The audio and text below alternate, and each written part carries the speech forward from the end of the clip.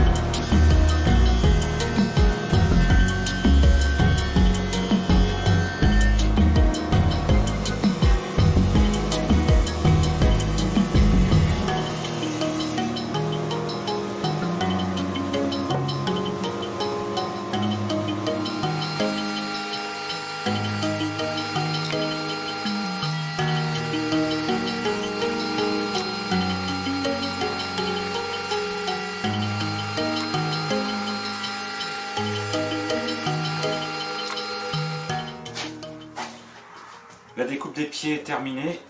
La découpe des éléments des pieds est terminée. Donc chaque pied est composé de 5 éléments. Les dimensions finales sont de 100 par 100. J'ai une légère surcote de 106 par 102 approximativement. Une surcote de 5 cm sur la longueur. Là il y a 3 pieds, donc c'est les 3 plus petits. Le dernier plus conséquent est derrière, je le collerai après. Ce que je vais faire, c'est que je vais en coller les différents éléments, les mettre en presse et ensuite je les usinerai aux bonnes cotes.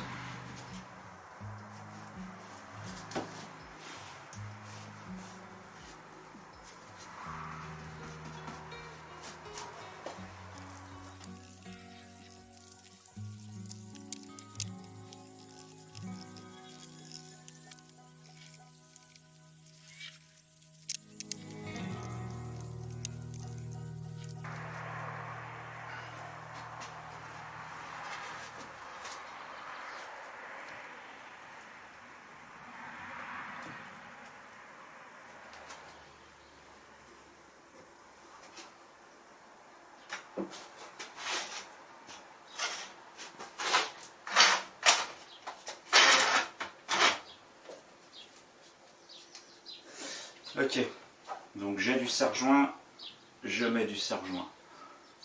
Là ça va serrer.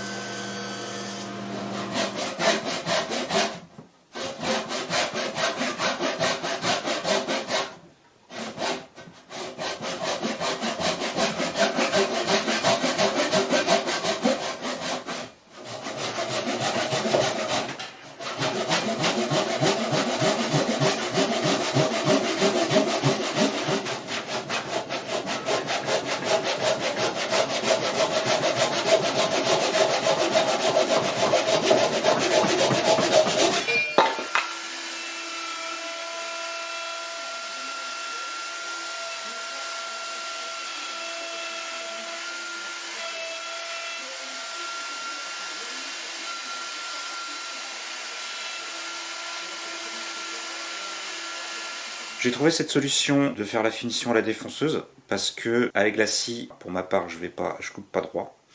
Sur une épaisseur de 15 cm, c'est pas évident, bien que je me sois appliqué. Donc du coup, j'ai fait la finition à la défonceuse. Les petits ici surplus, donc j'ai pas été grignoté mes pièces de bois ici, mes supports, je les ai pas grignotés à la défonceuse, donc il me reste un petit surplus ici de 5-6 mm. Je vais le descendre au rabot, ça le fera très bien. Et ensuite, je pourrais faire mes tracés des tenons pour faire mes découpes derrière. Les pièces sont tracées, on va attaquer les mortaises maintenant. J'ai mis sur la défonceuse la petite fraise qui va bien, hélicoïdale, Fraser Tool, diamètre 12. Donc ce que j'ai fait, je me suis calé ici à 15 mm du bord et je vais faire toutes les mortaises des 4 pieds. Et ensuite, je reculerai la fraise de 8 mm pour pouvoir faire mes 20 mm de largeur, voilà, sur 50 mm de profondeur. Ben, on va y aller, hein. C'est parti.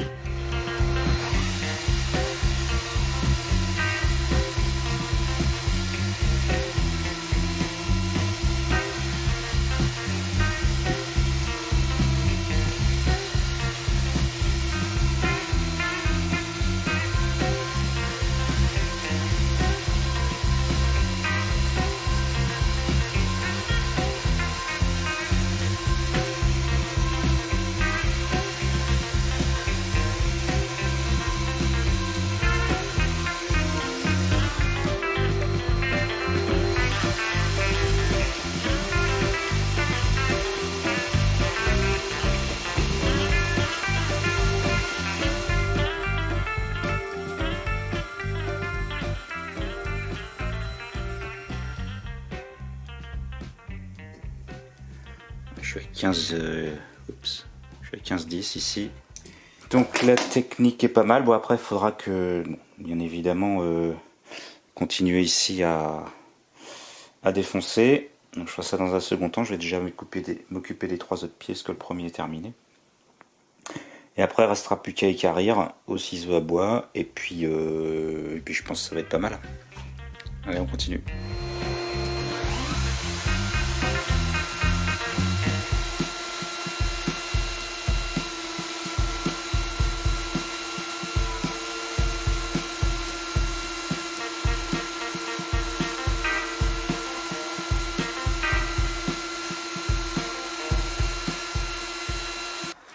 Bon, bah voilà, c'est pas mal au final. Avec ce petite aération en plus. Bon, bah c'est pas grave. Enfin, c'est pas grave, c'est toujours chiant. Mais bon, ça se verra pas. Puisque donc, la pièce, elle va venir ici embutée du plateau de l'établi. Donc ça sera couvert. Mais bon, c'est toujours pénible. Pourtant, j'avais bien barré les parties enlevées, mais bon, il y avait toujours ce petit centimètre là qui traîne, enfin ce petit centimètre et demi qui traînait et qui n'a pas tenu le coup face à la mèche hélicoïdale.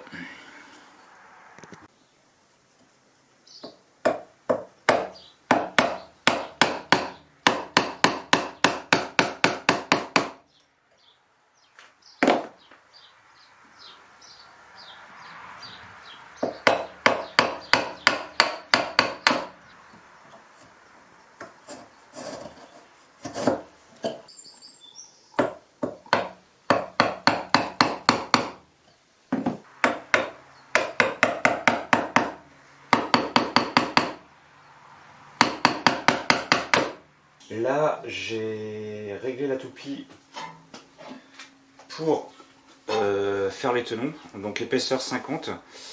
J'enlève 15 de chaque côté par retournement, ce qui me donne un tenon de 20. Voilà. Et j'ai fait un essai, ça rentre pile poil, sans trop de jeu, dans la mortaise.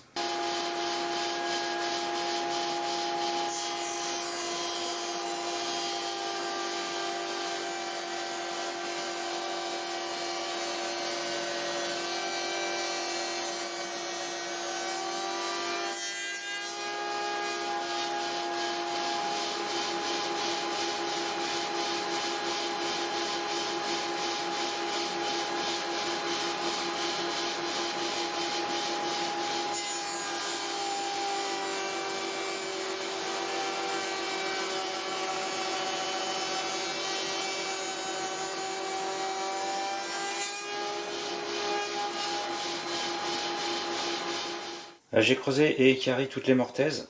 Là, je vais continuer les tenons.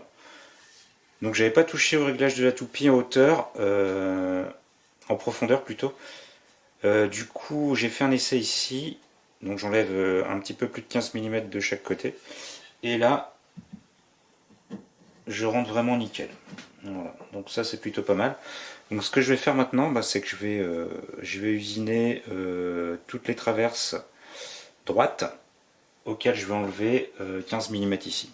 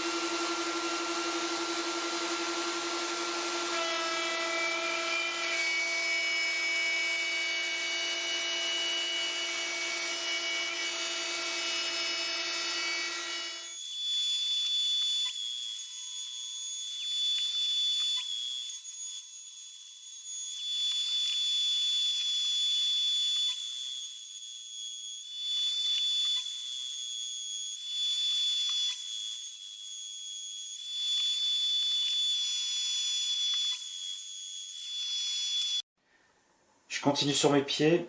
Alors parce que je suis feignant, j'ai usiné les tenons ici à la toupie. Donc on a un tenon qui fait 3 cm parce que on est du côté arrière de l'établi, c'est-à-dire que au-dessus j'aurai pas complètement mes 11 cm de plateau, mais ici j'aurai juste les 2 cm qui vous correspondent au range bordel. Par contre ici, donc on va être sur le devant de l'établi, là j'aurai mes 11 cm de plateau. Donc j'ai pu me permettre ici de faire un tenon de 6 par 6. Voilà. Donc là c'était les deux pieds, on va dire simples. Là où ça va se compliquer, c'est sur les pieds du côté gauche, où cette fois-ci, je ne sais pas si vous vous rappelez, on a un angle ici de 80 degrés. Donc cet angle de 80 degrés, donc ça fait, il va se répercuter ici sur le tenon. Donc ça veut dire que je vais pouvoir dégraisser simplement pareil, parce que je suis feignant, cette partie-là à la toupie et la partie du dessus du tenon. Mais par contre, à gauche et à droite du tenon ici, je vais être obligé de le descendre au ciseau. Mais bon, tout ce que je peux dégrossir à la toupie, je le fais à la toupie. C'est beaucoup plus simple.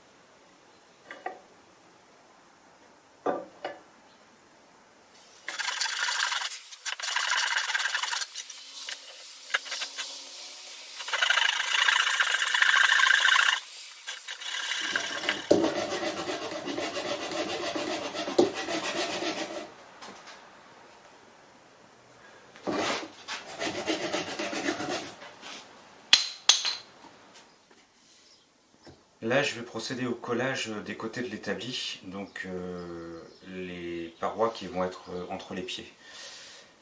J'ai découpé mes bois à une épaisseur de 20 cm et je les mettrai à dimension par la suite.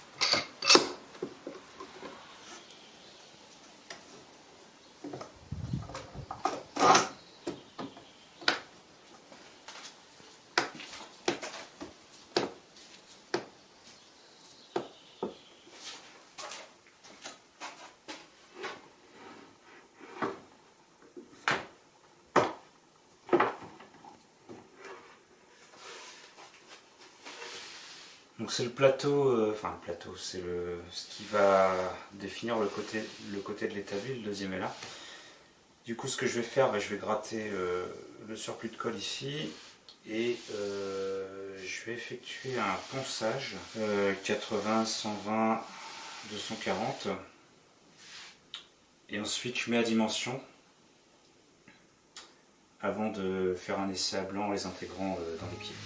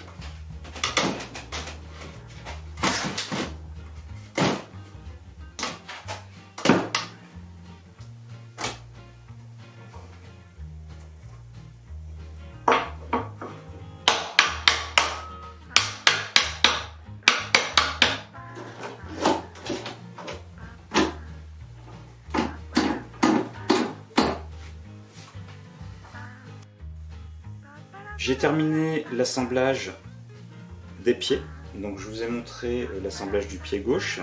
J'ai eu un peu de mal avec ici l'habillage du pied, puisque je l'ai collé il y a 2 semaines, et puis il a eu tendance à légèrement tuiler dans l'atelier. Mais bon, sous la contrainte des serre-joints, il rentre parfaitement dans les rainures, donc il n'y a pas de souci. L'affleurement ici est pas mal, est convenable, il n'y a pas de souci. J'ai passé un peu de temps ici sur le double tenon, donc qui va être débouchant sur le dessus du plateau. Donc j'espère que je ne me suis pas trompé dans mes calculs, parce que sinon ça va être un petit peu problématique, vu qu'il va être apparent. Mais bon, je suis confiant. Donc le tenon ici, il n'y a pas de souci, donc il ne va pas dépasser, il n'y a pas de problème. Il me reste à faire sur ces pieds les trous ici pour le chevillage à la tire. Ici, l'usinage pour la mise en place de la presse frontale. Donc j'ai monté le pied, donc je ne vous ai pas montré parce que le principe reste le même. On va en rester là pour cette vidéo. La prochaine fois, on verra ensemble l'assemblage du châssis, je pense, avec les traverses latérales, avec les montants et les glissières de tiroir. Donc j'espère que j'aurai le temps de faire tout ça pour la prochaine fois. Si vous avez aimé cette vidéo, n'hésitez pas à vous abonner. Quant à moi, je vous dis à la prochaine.